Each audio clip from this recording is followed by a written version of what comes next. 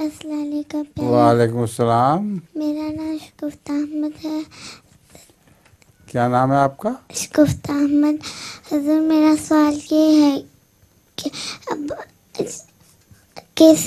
आपने किस उम्र में नमाज पढ़ना शुरू की थी? किस उम्र में? मेरा ख्याल 7 साल या 7 साल का होऊंगा। मेरे पास पहेली भी है। सुनाइए। हरा आटा लाल पराठा। क्या? हरा आटा लाल पराठा। आटा और लाल पराठा। हरा आटा जो गूंथते हैं। हाँ। और लाल पराठा, फुल्का पराठा। लाल पराठा। जी हजूर। क्या है मरियम ये? क्यों फुल्का कह रही है ना, रोटी नहीं, पराठा कह रही है। पराठा पराठा। हार गए सारे? हाँ।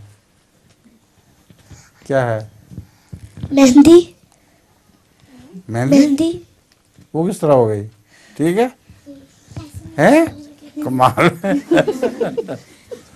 फिर दोबारा बताओ, पराठा किस तरह होगी मेहंदी? हाँ, पराठा कैसे होगी बेटा?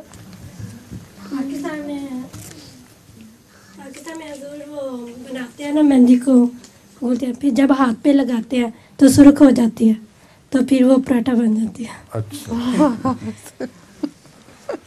ठीक है।